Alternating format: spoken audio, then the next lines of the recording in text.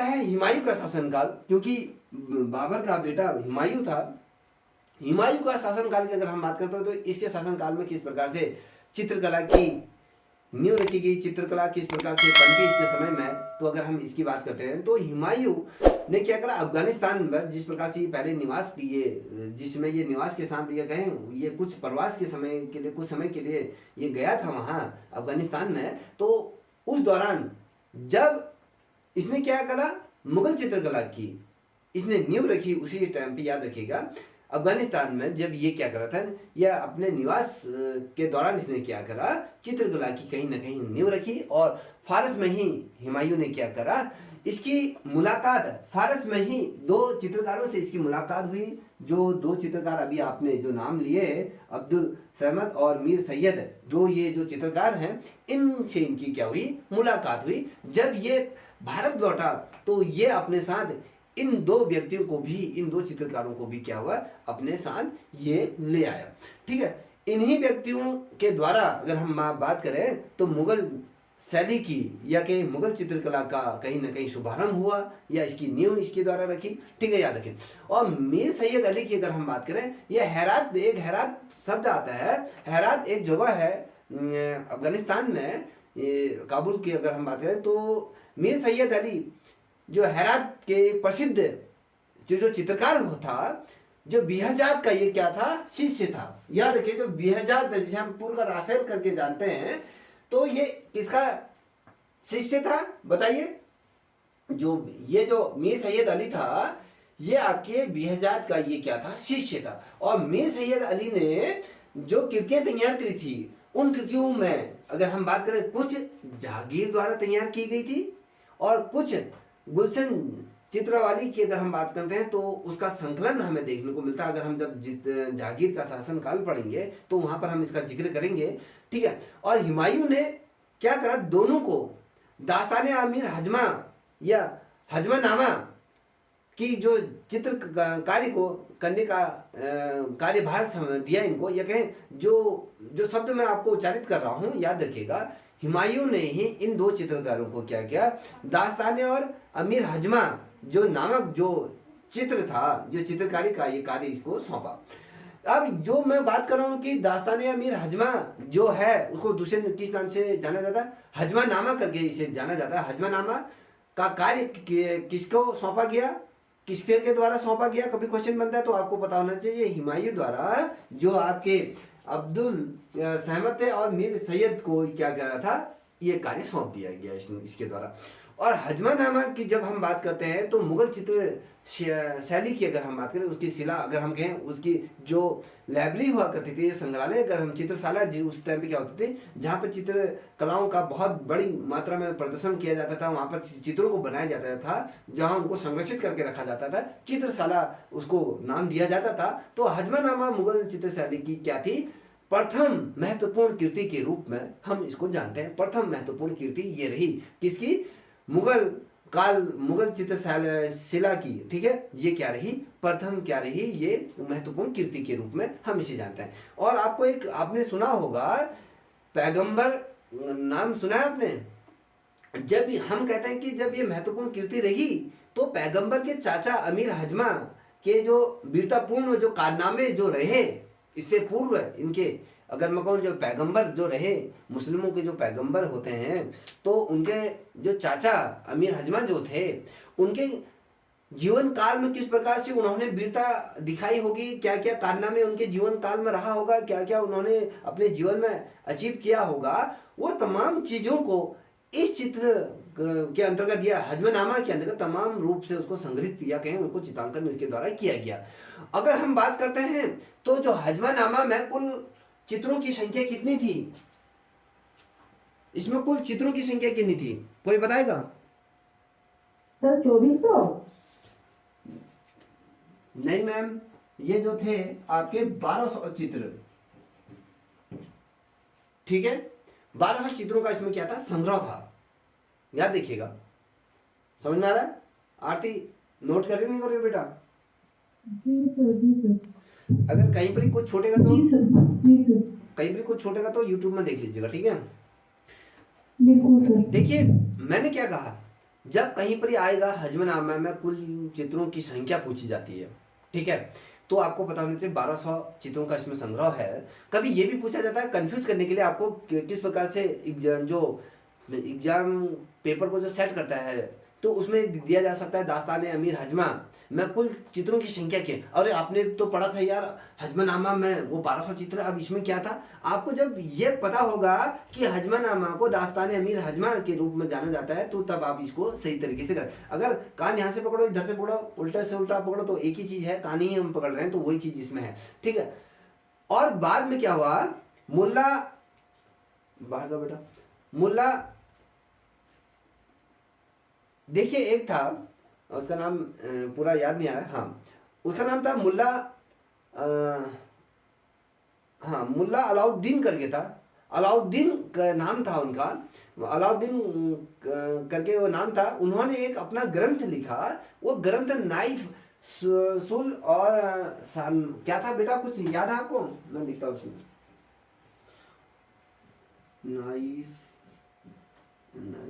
Knife सुल, किसी को याद है?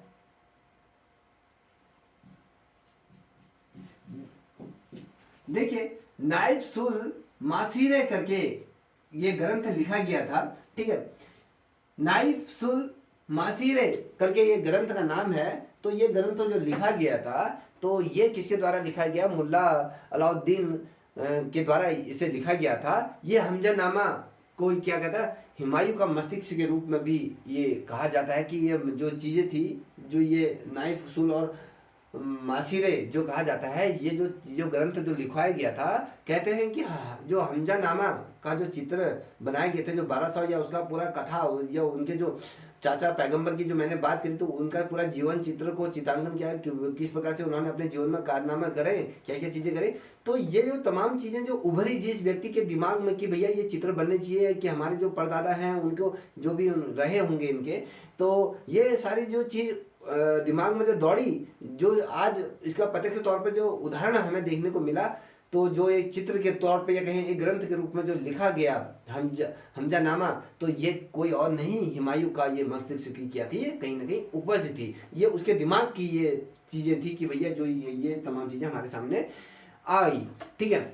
और अगर हम बात करते हैं, उसके बाद आता है जो शासनकाल आता है, बड़ा शानदार शासनकाल इनका रहा, ये अकबर का शासनकाल आता है, अकबर का समय आता है, ठीक है। हम बात करेंगे,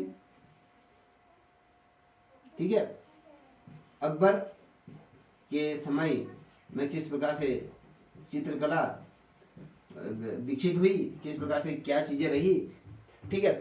अब जब हम बात करते हैं कि अकबर के काल में किस प्रकार से मुगल चित्रकला अपने स्वर्ण काल को प्राप्त हुई, देखिए मैंने कहा जो विकास हुआ मुगल काल का, जिन सम्राटों के समय में, वो एक तो था अकबर था, जहांगीर था और शाहजहां था। इन तीन राजाओं के समय में मुगल काल अपने स्वर्ण काल को प्राप्त हुई।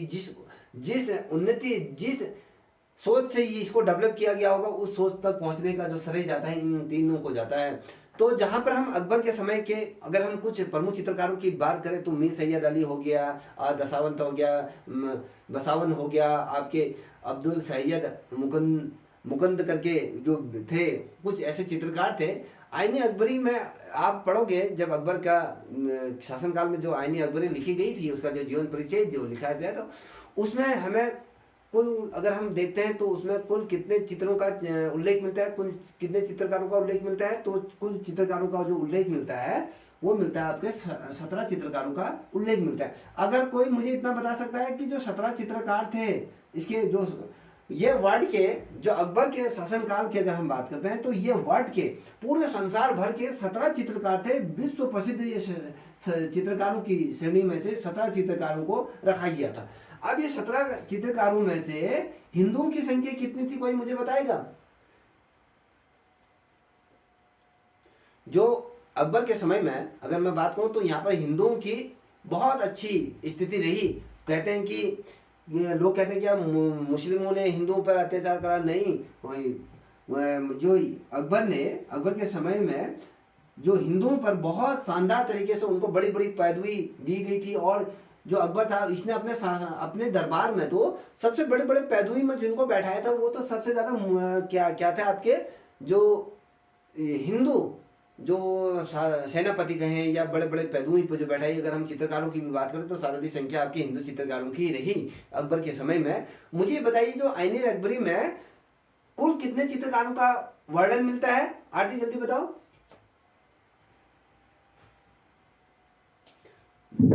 सर जैसे आपने बताया 17। हाँ 17 मिलता है। अब इन 17 में से हिंदुओं की संख्या कितनी रही होगी मुझे बताइए। सर हिंदू तो सर्वाधिक थे, तो ये तो पांच पांच की 6 तो मुसलमान थे, बाकी सारे शायद हिंदू थे। मैडम आप बताओ।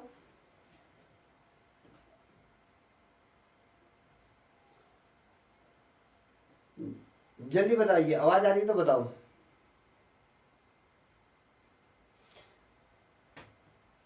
चलिए आपको मैं बताता हूँ बेटा, ये जो चित्रकार थे ना, इसमें अगर हम चित्रकारों की संख्या की अगर बात करें तो इसमें टोटल जो चित्रकार थे 17 तो आपके टोटल चित्रकार थे। आईने अकबरी में जो जिक्र आता है तो उसमें से जो 14, हाँ 14 जो चित्रकार थे वो आपके हिंदू थे, हिंदू चित्रकार थे। और जो 3 थे वो आपके इस्लाम धर्म के थे, मुसलमान थे। ठीक है, इस्लाम समझ में आ रहा है?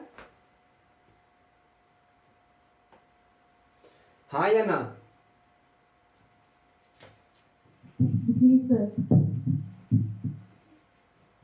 ठीक है, जो ये 3 जो चित्रकार थे आपके मुस्लिम थे। आप सोच लीजिए कि अकबर कितना दूरदर्शी जो राजा रहा होगा जिसने हिंदुओं को इतना महत्व दिया। और जो विश्व भर के जो 17 चित्रकार जो इसके जो सुप्रसिद्ध जो रहे, इसके शासनकाल के जो टॉप मोस्ट जो 17 चित्रकार हैं, 17 चित्रकारों में से भी 14 चित्रकार इसके हिंदू रहे, 3 जो चित्रकार रहे तो ये आपके मुस्लिम रहे। तो ये तो मुस्लिम राजा था, मुस्लिम राजा तो सर्वाधिक संख्या तो किनके होनी चाहिए? मुस्लिमों की रहनी चाहिए। मगर इसने इस चीज से नहीं करे, इसने सिर्फ जो वर्ग को देखा कि भैया कौन कितना काबिल है, उसकी काबिलियत के आधार पर क्या किया गया है, इनको रखा गया। जैसे आज हमारा संविधान कहता है जो काबिल होगा वही क्या होगा, ऊपर जाएगा। ठीक है, सभी को संविधान ने, अगर हम नौकरी की अगर बात करते हैं तो संविधान ने सभी को क्या किया गया है, सभी को समान अवसर प्रदान किए गए। किसी को अगर कोई किसी पे भेदभाव नहीं करते हुए, कोई राजा का बेटा है या कोई प्रधानमंत्री का बेटा है या कोई मुख्यमंत्री का, कोई डीएम का बेटा है, कोई झोपड़पट्टी में रहने वाला गरीब का बच्चा है, कोई मोची का बच्चा है,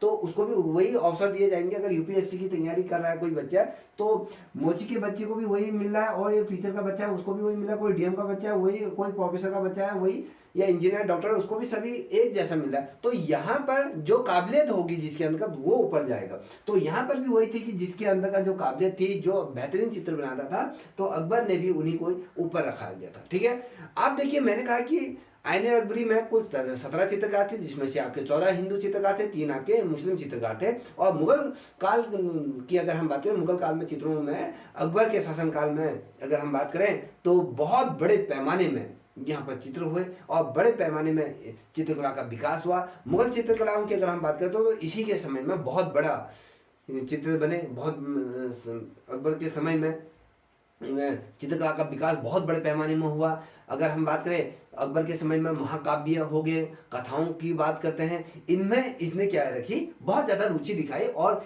इस रुचि को रखते हुए इसने बहुत सी कथाओं का या कहें बहुत से महाकाव्यों का इसमें क्या किया, इसने जो चित्र बनाए या उस पर आधारित उनका फारसी अनुवाद कराया। और साथ ही अगर हम देखें तो कुछ महाकाव्य की अगर हम बात करें, जैसे कि आप सभी को पता है कि इसके शासनकाल में जैसे जो चित्र बनाए गए थे, जो चित्रांकन हुआ, जो बड़े बड़े महाकाव्य हैं, जैसे रामायण हो गया, आपका महाभारत हो गया, फारसी का महाकाव्य के आधार पर भी इसने क्या किया, बहुत ढेर सारे ऐसे चित्रांकन करे। ठीक है, याद रखिएगा, बहुत महत्वपूर्ण ये टॉपिक है। और अकबर द्वारा जो शुरू की गई जो सबसे प्रारंभिक जो पेंटिंग परियोजना रही, वो पेंटिंग परियोजना कौन सी थी, कोई बताएगा मुझे?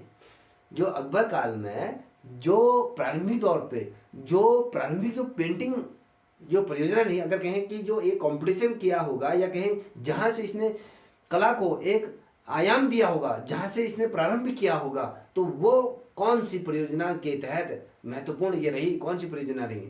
अगर हम कहते हैं उज्ज्वला योजना की अगर हम बात करते हैं तो उसमें क्या है, सिलेंडर दिया जाता है। तो जो सिलेंडर तो दिया जाता है, ठीक है। अब सिलेंडर क्या है, आप सब लोग खरीदते हैं, तो जो मेन जो चीज है इसका जो लोगो जो ये कहें, ये क्या है, सिलेंडर के रूप में आगे बढ़ा और हम इसकी नाम से इसको जानते हैं, यहाँ से तमाम चीजें हुई। तो इसी प्रकार से जो अकबर द्वारा जो शुरू की गई जो प्रारंभिक जो पेंटिंग परियोजना थी, जो ये कहाँ से प्रारंभ हुई, किस चीज को महत्वपूर्ण स्थान दिया गया था उस टाइम पे। तो मैंने जो पूर्व में बताया था आपको, जो मैडम ने भी कहा कि तूतीनामा जो पेंटिंग थी, ठीक है, तूतीनामा ये बहुत महत्वपूर्ण ये थी। और यहाँ पर अगर हम बात करें तो अकबर के समय में तूतीनामा को कितने भागों में विभाजित किया गया, कोई बताएगा? मैडम आप बताइए। Low power. Please charge. बताइए मैम, कितने भागों में विभाजित किया गया? एक मिनट, मेरी बैटरी डाउन होगी, मैं सिर्फ बैटरी को चार्ज कर रहा हूँ। बताइए, तब तक आप बताओ। Low power. Please charge. Aarti sir बताइए। Low power. Please charge.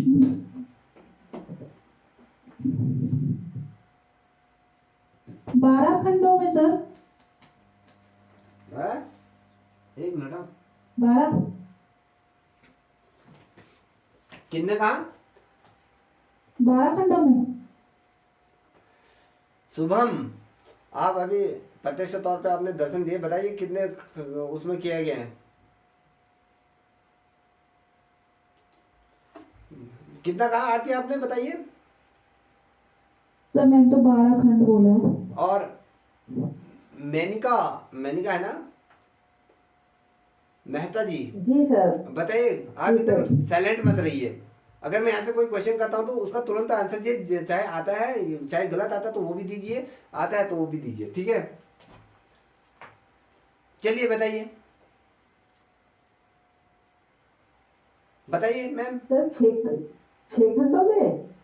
नहीं, देखिए यहाँ पर सिर्फ आप दोनों ही बोल रहे हैं। मैं इन लोगों से बहुत ज्यादा परेशान हूँ कि जो बच्चा जुड़ता है तो वही यहाँ पर जुड़े जो बोल सकता है, अन्यथा हट जाइए, मुझे कोई जरूरत नहीं है। कोई मेरे पे एहसान नहीं दिखा रहे आप लोग। अगर ऑनलाइन ही नहीं बोल पा रहे हैं ये लोग, समझ में नहीं आता है। ये सुरेश जी आप तो बोल ही नहीं पाते, खैर आपने तो मुंह में दही जमा के रखी है। चलिए, मैं कह रहा हूं कि जो आपने कितना कहा, मेहता जी आप बताइए कितना कहा आपने? सर 6 खंडों में। 6 खंडों में नहीं। देखिए बेटा, इस चीज को नोट करते हुए चलिएगा। जब मैं बात कर रहा हूं कि भैया जो तूतीनामा क्या थी, ये बहुत ज्यादा महत्वपूर्ण पेंटिंग रही, मुगल काल की प्रारंभिक पेंटिंग के दौर में ये रही। तो जब इसका अकबर के शासनकाल की हम बात करते हैं तो अकबर के शासनकाल में जब इस पर आधारित जब पेंटिंग बनाएगी तो इसको कितने भागों में विभाजित किया गया, तो आपको ये बात जान के बड़ा हैरानी होगी। तो अकबर ने इसे 52 भागों में विभाजित किया। या देखिए 52 भागों में विभाजित किया गया, ठीक है। तूतीनामा को 52 भागों में ये विभाजित किया गया था, समझ में आ रहा है। जो ये पेंटिंग थी, प्रारंभिक पेंटिंग परियोजना ये रही। तो प्रारंभिक पेंटिंग परियोजना के अंतर्गत 52 भागों में इसको विभाजित किया गया, और ठीक है, समझ में आ गया। उसके बाद अगर हम थोड़ा सा आगे बढ़े तो दसवंत की अगर बात करते हैं तो उसके द्वारा बनाया गया एक चित्र था जिसे रमजा नामा के रूप में जानते हैं। दशावंत द्वारा एक पेंटिंग बनाई गई थी। वो पेंटिंग क्या थी, चित्र बनाया गया था। वो चित्र जानते हो कौन था? रजमानामा। ये रजमानामा करके ये पेंटिंग थी।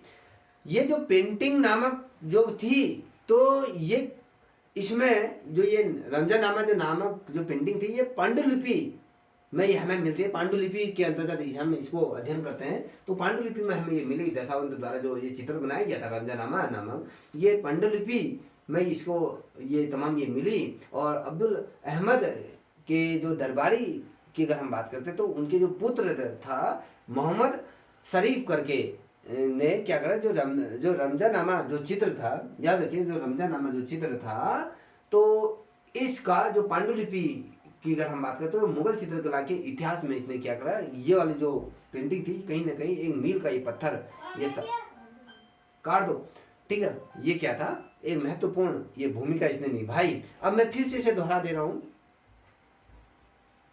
किसका था? अरे यार तुरंत काटना था ना तुम्हें, अपने मोबाइल से मिलाओ।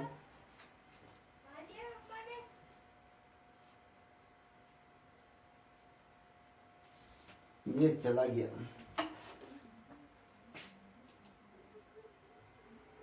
मेरी आवाज आ रही? जी सर, अभी तो आ रही है, अभी बीच में कट गई। अरे वो बीच में फोन आ गया था ना, उसकी वजह से सिग्नल कट जाता है।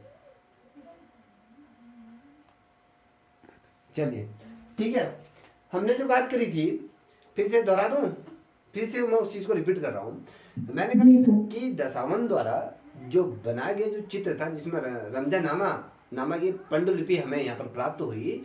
अब्दुल असमद करके एक व्यक्ति था, उसके राज दरबारी में उसका जो अब्दुल असमद के जो राज दरबारी की अगर बात करें तो उसमें एक मोहम्मद शरीफ उसका पुत्र था, मोहम्मद शरीफ था। तो मोहम्मद शरीफ ने रमजान नामक जो चित्रण पर कार्य किया था, या कहें उस पर का परिप्रेक्षण उसके द्वारा किया गया, उसका कहें मूल्यांकन या उसका अन्वेषण किया गया था। और याद रखिएगा, इसका अन्वेषण किया था। तो और इसकी क्या करी थी, इसकी दो अन्य आकृतियां भी बनाई गई थी। रमजानामा की दो अन्य आकृतियां भी बनाई गई थी। वो दो अन्य आकृतियां कौन कौन सी थी, कभी क्वेश्चन पूछा जाता है तो आपको ये पता होना चाहिए। तो तूतीनामा थी और दूसरा खानदान तमूरिया करके, खानदान तमूरिया करके ये थी। दो प्रतियां इसकी बनी थी। किसकी? रमजानामा की, जो हमने कहा रमजानामा की जो रमजानामा है एक पांडुलिपि है, पहले तो देख लीजिए पांडुलिपि के रूप में हमें मिली। तो उसके बाद मोहम्मद शरीफ के ने क्या किया, रमजानामा के चित्रण पर क्या करा, पर्यवेक्षी तौर पर कार्य किया। तो और उसके द्वारा इस रमजानामा की दो आकृतियां कहें, उनकी दो कृतियां अलग से बनी, जिसे हम कहते हैं कि रमजा खानदान तैमूरिया बनी और तूतीनामा ये बनी। और रमजानामा की जब हम बात करते हैं तो ये पांडुलिपि को क्या कहते हैं, मुगल चित्रकला के इतिहास का एक मील के पत्थर के रूप में हम इसको समझते हैं, जानते हैं। ठीक है, ये मील के पत्थर के रूप में ये याद रहता है। ठीक है, और इतना आप लोगों की समझ में आ गया? आगे बढ़े? जी सर। ठीक है, अब देखिए अकबर के समय में क्या हुआ था, एक चीज बहुत ज्यादा महत्वपूर्ण है। यहाँ पर शायद मुझे लगता है कि आपने अगर पढ़ा भी होगा तो मुझे नहीं लगता कि ये जो चीज मैं बताने जा रहा हूँ तो ये बहुत ज्यादा महत्वपूर्ण है, मेरे दृष्टिकोण से महत्वपूर्ण है। आप अगर सोचो तो ये भी आपके दृष्टिकोण से महत्वपूर्ण। अकबर के समय में पहली बार क्या हुआ था, ये याद रखिएगा, अकबर के काल में पहली बार भित्ति चित्रकारी यहाँ पर शुरुआत हुई थी। अगर हम कहते हैं भित्ति चित्रण की, अगर हम बात करते हैं, अगर आपने भित्ति चित्रण की अगर हम बात करते हैं, जो सर्वाधिक रूप में हमें जो भित्ति चित्र जो प्राप्त हुए थे, तो वो आपके कहाँ प्राप्त हुए थे, आपके जैसे अजंता की गुफाओं में हमें सर्वप्रथम भित्ति चित्र देखने को मिलते हैं। और जो शैल चित्र अलग होते हैं, भित्ति चित्र अलग होते हैं। जो किसी भीतर किए गए आवरण में जो चित्रांकन होता है उसे भित्ति चित्र कहते हैं, चाहे वो गीली दीवार पे किया जाता है, फेस्को बुमन और सेको बुमन। क्या था वो, बताइए आरती? सर वो फ्रेस्को बोलो, फ्रेस्को सेको। हाँ, फेस्को सेको, फेस्को बुमो, ये दो माध्यमों में किया जाता है, एक में सूखे में, एक में नमी में ये किया जाता है। तो ये क्या किया जाता है, दीवारों पर भीतर ये चित्रांकन किया जाता है। तो अकबर के समय में भी पहली बार क्या किया गया था, चित्रकारी, भित्ति चित्रकारी ये शुरुआत की गई थी। और जो बसावन था अकबर के समय का, ये बहुत ही महत्वपूर्ण चित्रकारी कहें, ये इसका समय का सर्वश्रेष्ठ चित्रकार के रूप में। कभी आपके सामने 4 ऑप्शन दिए जाते हैं, याद रखिएगा, 4 ऑप्शन दिए जाते हैं कि अकबर के समय का सबसे प्रसिद्ध चित्रकार कौन है। ठीक है, तो वहां पर आपके मीर सैयद अली दिया जाता है, अब्दुल अहमद दिया जा सकता है। फिर या कहें जो मैंने अभी आपको बताया बसावन दिया जा सकता है। ठीक है, और इनमें से कोई नहीं तो आपको बता होना चाहिए, बसावन वो व्यक्ति था जो अकबर के समय का सर्वश्रेष्ठ चित्रकार की श्रेणी में ये रहता है। ठीक है, अब बात करते हैं थोड़ा सा आगे। तो वही ये जो व्यक्ति था ना, ये चित्रकला के जितने भी फॉर्मेट होते हैं, याद रखिए, चित्रकला के जितने भी फॉर्मेट होते हैं उन फॉर्मेटों में इसकी हाथ का पकड़, ये कहें, ये इतना ज्यादा उत्कृष्ट व्यक्ति था। ये बहुत शानदार तरीके से चित्रों को अंकन कर देता था। और उसको यह चाहे अगर थोड़ा इस प्रकार से समझिएगा, रंगों का प्रयोग कैसे किया जाता है, रेखाओं का प्रयोग किया जाता है, रेखा अंकन कैसे किया जाए, वर्ण का, लय का, तान पोत इत्यादि जितने भी चीजें होती हैं, जो चित्रकला के जो 6 तत्व होते हैं, उन तमाम 6 के 6 तत्वों पर ये महारत हासिल था इसको। एक चीज तो बहुत ज्यादा महत्वपूर्ण इस व्यक्ति में रहा कि ये जो व्यक्ति था, छवि चित्र, हम जैसे सभी चित्रों की बात करते हैं, जैसे हम छवि चित्र व्यक्ति चित्रण की में कहें, छवि चित्रण बनाने में क्या था, बहुत ज्यादा महारत ये था। और देखिए जो ये बसावन था, ये जो चित्रकार था, ये मैंने कहा ना, ओवरऑल जितने भी आर्ट के जो फॉर्मेट होते हैं, उन आर्ट के सभी फॉर्मेट में इसकी शानदार पकड़ रही। तो चाहे हम रेखांकन की बात करें, या वर्ण विधान की बात करें, संयोजन की बात करें, या पोत की, या वर्ण की, तमाम चीजों में था। अब मैंने कहा छवि चित्रों में भी बनाने में ये निपुण था। और तो और आपके भूदृश्य जो होते हैं, जैसे आपके जो हम जिसे नेचर पेंटिंग जिसे हम बोलते हैं, या कहें प्राकृतिक दृश्यों का जो चित्रांकन अगर हम कहें, तो उसमें भी ये बहुत ही शानदार उस चीज को उकेर दिया करता था। और इसकी जो एक सर्वश्रेष्ठ कृति है, एक कृति है जो बहुत ज्यादा विश्व प्रसिद्ध इसकी एक कृति रही, दुबले पतले करके, इसको मृत्तिकाय करके एक पेंटिंग है, समझ में आ रहा है? मृत्तिकाय, नोट कर लो आरती, मृत्तिकाय समझ में आ रहा है?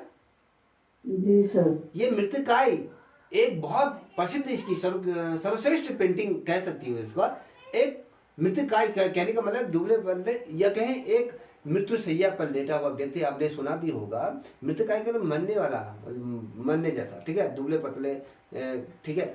घोड़े के साथ क्या क्या, एक मजनू का इसने एक चित्र बनाया है, और मजनू को एक ऐसा क्षेत्र में, अगर कहें एक बिहार इलाके में, उसको भटकता हुआ दिखाया है कि ऐसा चित्र बनाया गया है कि भैया वो किसी बिहड़ में भटक रहा है, घोड़े के ऊपर बैठा है मजनू के अपनी प्रेमिका से मिलने के लिए, वो निर्जन ऐसे जहाँ पर कहीं पानी का नामो निशान नहीं है, ऐसे क्षेत्र में ये घूम रहा है, उसका ये चित्र बनाया था। ठीक है, आपको ये भी पता होगा मुगल काल में अगर हम बात करें, ऐसे शासक भी रहे, बहुत ज्यादा क्रूर शासक भी रहे, जिन्होंने क्या करा, कोई एक व्यक्ति का चित्र था, वो कौन से राजा के समय में बना, अभी मेरे दिमाग में नहीं है, मैं थोड़ा सा उसको बता देता हूँ, अगर आपको होगा तो राजा मुझे बता दीजिएगा। अकबर था या जहांगीर था, पता नहीं, इन दोनों में से कोई एक था। क्या था, जब चित्र एक व्यक्ति इसके दरबार में, एक राज दरबारी था या कोई ऐसे सेनापति था, वो उसको अंतिम अपने मृत्यु के अंतिम क्षण की तरफ वो था, ये मृत्यु शैया पे लेटा हुआ था। तो जो राजा था, उसने अपने जो चित्रकार थे उनको आदेश दिया कि भैया जब ये मर रहेगा, मरते समय का इसका चित्र बनाइए। याद आ रहा है, कुछ पढ़ा है कभी,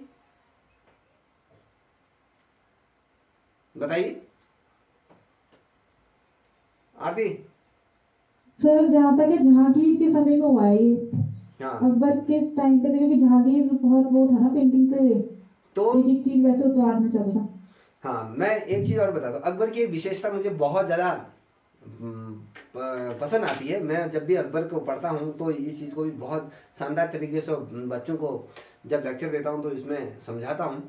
अकबर बहुत ज्यादा दूरदर्शी ये चित्रकार था, क्योंकि इसने जिस प्रकार से पूरे विश्व भर के चित्रकारों को इकट्ठा करा, और साथ ही जिस प्रकार से मुगल काल को इसने पुश करा, या कहें उसको एक शिखर तक पहुंचाने का जो कार्य करा, यही जो शख्स था जिसने स्वर्ण काल की संज्ञा को प्राप्त करा। और बहुत शानदार तरीके से, चाहे हम व्यक्ति चित्रों की बात करें, या चाहे प्रकृति चित्रों की बात करें, या फिर कोई भी विधान की अगर हम बात करें, तो सभी विधानों पर इसने क्या किया, चित्रों को बनाया। ठीक है, और अगर हम बात करते हैं अकबर के काल में, जो पुर्तगाल के जो पादरी हुआ करते थे उस टाइम पे, वो जब वो राज दरबार में आते थे, तो जो यूरोपीय चित्रकार हुआ करते थे उस टाइम पे, तो उनके द्वारा उनके चित्रों को भी बहुत शानदार तरीके से बनाया जाता था, और वो यूरोपीय शैली में उन चित्रों को बनाया करते थे। और उन चित्रों में कभी कभी क्या होता था, करीब या कहें दूरदृष्टि उनमें हमें देखने को मिलता था, कि उनमें नजदीकी और दूरदृष्टि का क्या था, बोध हमें प्राप्त होता था। और अकबर ने अगर हम बात करें तो अकबर ने क्या करा, जो दशावन जो उसका विश्व प्रसिद्ध या कहें जो उसके शासनकाल का जो बहुत प्रसिद्ध चित्रकार रहा, उसको राज्य में का एक बहुत बड़ा कलाकार भी घोषित किया, या कहें उसको अग्रणी कलाकारों की श्रेणी में उसने रखा। और साथ ही अकबरकालीन जो चित्र कला की अगर हम बात करें तो इसमें आप देखोगे नीला रंग हो गया, पीला रंग हो गया, हरा रंग हो गया, गुलाबी रंग हो गया और सिंदूरी जो रंग है, इन रंगों का बहुत अधिक मात्रा में प्रयोग हुआ है। और देखिए इसमें जो सुनहरे रंग का भी अगर हम बात करें, अकबर काल में सुनहरे रंग का भी बहुत ज्यादा प्रयोग हुआ है, बहुत शानदार तरीके उसको बनाया गया है। फिर बात कर रहा हूं अकबर काल के कुछ जो चित्र हैं, जिन चित्रों को जो बनाया गया होगा उसमें जो रंगों का प्रयोग किया गया। कभी क्वेश्चन पूछा जाता है कि अकबर काल में रंगों का विधान क्या था, चित्रकला में रंगों का कौन कौन सा रंगों का प्रयोग किया जाता है, नीला हो गया, पीला हो गया, हरा हो गया, गुलाबी हो गया, बेसिंदूरी हो गया। साथ ही हमने कहा कि भैया जो सुनहरे रंग का बहुत अधिक मात्रा में इसमें क्या किया गया है, प्रयोग किया गया है, याद रखिएगा। और देखिए इसी के काल में, अकबर के ही काल में जो राजपूत चित्रकला की हमने आती है, अगर आप लोगों को ये स्मरण आ रहा होगा, मैं आपको राजपूत चित्रकला पढ़ा रहा था, राजस्थानी कला पढ़ा रहा था, तो हम वहाँ पर मुगल काल का जिक्र कर रहे थे।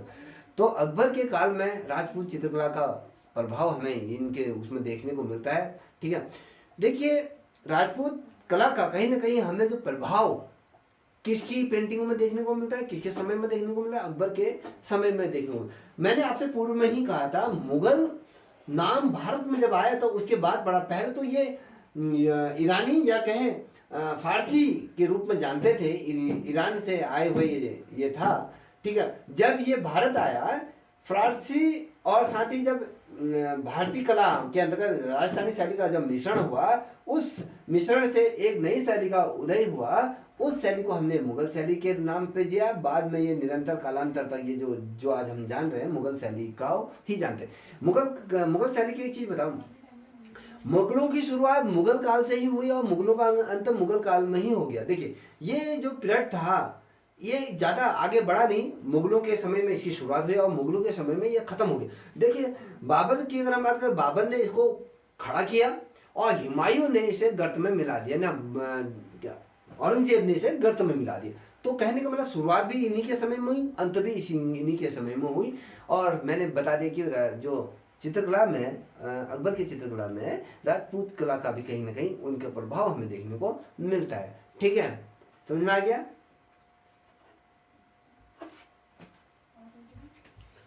बताइए। जी सर।